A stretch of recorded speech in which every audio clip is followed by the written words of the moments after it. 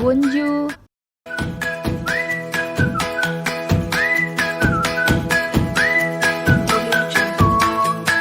Halo, Elimal.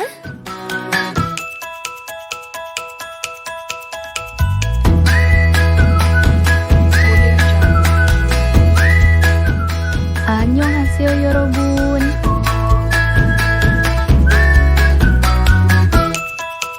Audio Jungle. Hola, todos.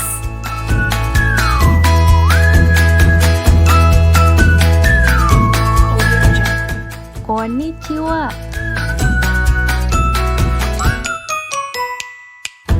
Sawasdee tukhan. Audio Jungle.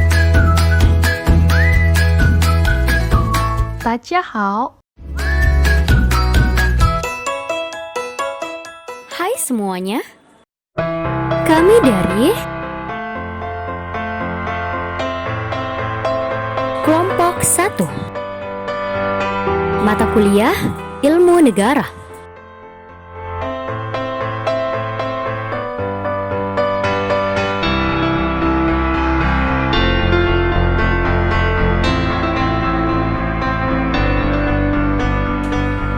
Assalamualaikum warahmatullahi wabarakatuh. Perkenalkan, saya Jihan Fadilah. Perkenalkan, saya Nurul Hasanah. Di sini saya akan menjelaskan materi mengenai aliran di dalam ilmu negara. Materi dapat disimak berikut ini.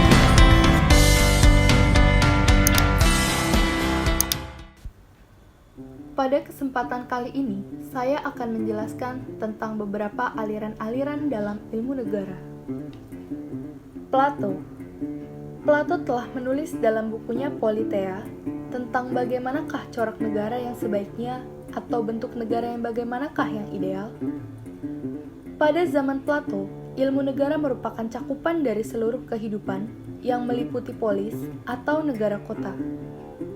Karena itu, ilmu negara pada zaman tersebut diajarkan sebagai civic, yang masih merupakan sosial moral dan diferensiasi ilmu pengetahuan pada saat itu.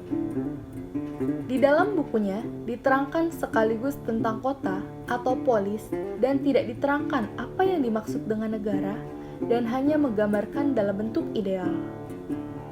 Dalam uraiannya, ia menyamakan negara dengan manusia yang mempunyai 3 kemampuan jiwa.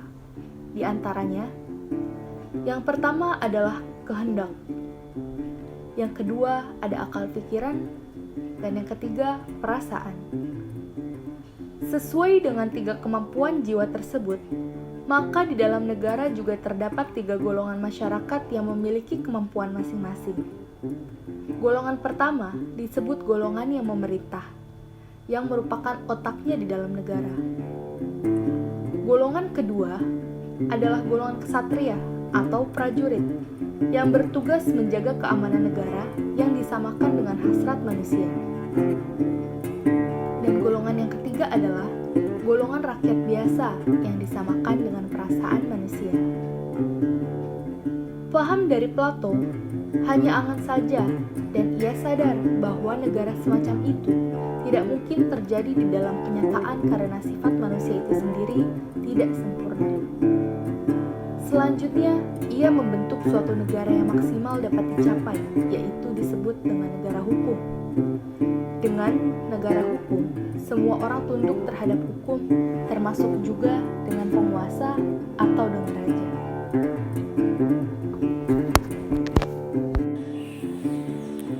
Socrates. Seperti yang kita ketahui, Socrates ialah sarjana yang memperkenalkan istilah teoria, yaitu sebagai pengetahuan. Menurutnya, tugas negara adalah mendidik warga negara dalam keutamaan, yaitu memajukan kebahagiaan para warga negara dan membuat jiwa mereka sebaik-baik mungkin. Seorang penguasa negara tentunya harus mempunyai pengertian mengenai yang baik. Barthes menuliskan bahwa Socrates tidak mempunyai sistem pemerintahan demokrasi yang berlaku di Athena, di mana pemegang kekuasaan dipilih oleh majelis rakyat atau ditentukan dengan undian, karena yang dipilih bukanlah seseorang yang mempunyai keahlian khusus. Menurut Socrates, keahlian yang sungguh-sungguh menjamin kesejahteraan negara adalah pengenalan tentang yang baik. Aristoteles. Jika sebelumnya pembahasan mengenai Socrates, sekarang kita beralih ke penjelasan mengenai aliran Aristoteles. Aristoteles melihat negara lebih real. Ketika menyiapkan bukunya yang berjudul Politika, ia mengadakan penyelidikan terlebih dahulu terhadap 158 konstitusi yang berlaku dalam polis-polis di Yunani.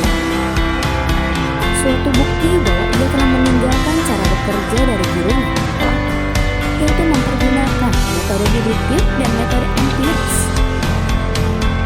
Dalam bukunya, ia telah membedakan 3 bentuk negara yang sempurna.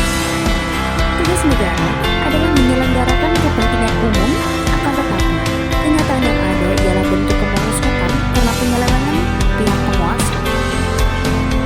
Seperti yang dapat kita lihat di tabel, bentuk sempurna dari monarki akan mengalami kemerosotan menjadi despoti atau tirani.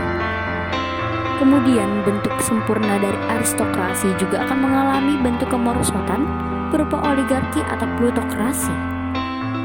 Dan terakhir, politeia menjadi demokrasi ketika mengalami kemerosotan. Demikian beberapa paham pada zaman Yunani kuno. Sekarang kita akan menguraikan paham pada abad pertengahan.